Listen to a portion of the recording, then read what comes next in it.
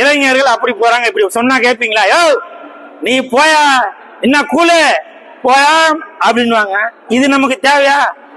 சும்மா ஓரமா போற ஓனா எடுத்து லுங்கிக்குள்ள விட்ட மாதிரி. யாருன்னா தாய் தப்பன், பெற்ற தாய் தகப்பன் சொல் பேச்சைய பசங்க கேட்கறது இல்ல இல்லையா? எந்த தாய் தகப்பனோட பேச்சாச்சும் பெத்த பிள்ளைங்க கேக்குதா? 10% கேட்கும்.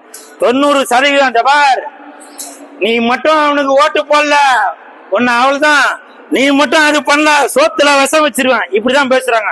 எனக்கு அந்த செல்போன் வாங்கி தரல, தூங்கும் போது கள்ள தூக்கி போட்டுருவேன். நான் காலேஜுக்கு போறேன். அது என்ன பைக்கு? அந்த ஆக்சிடென்ட் ஆகி சாவுற மாதிரி இருக்குமா?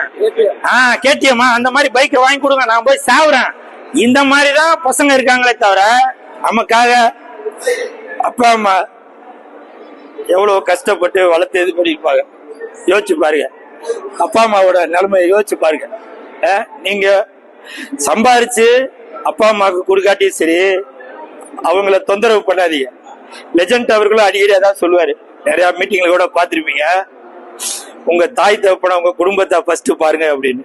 அதனால தயவு செய்து உங்க குடும்பத்தை தயவு செஞ்சு ஒழுங்கா பாத்துக்க, சரிங்களா?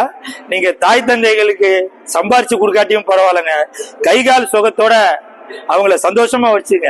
நீங்க கீழே விழுந்து கைய காலை உடச்சிட்டு வந்துட்டீங்கன்னாக்க உங்க ஆத்தாப்பன் தான் உங்களை படுக்க போட்டு சோறு போடணும், தோல் மேல தூக்கிக்கிட்டு ஆஸ்பத்திரிக்கு போடுங்க. தயவு செஞ்சு புரிஞ்சுங்க. அது தொண்டர்களாக இருந்தாலும் சரி, ரசிகர்களா இருந்தாலும் சரி, ஏன் லெஜண்ட் சீர்மன்றத்தை சேர்ந்தவங்களா இருந்தாலும் சரி, எல்லாருக்கும் தான் இந்த கருத்தை சொல்றேன். புரியுதுங்களா? தயவு செய்து புரிஞ்சுக்குங்க. அப்பா அம்மா சொல் பேச்சு கேளுங்க. சூப்பர்.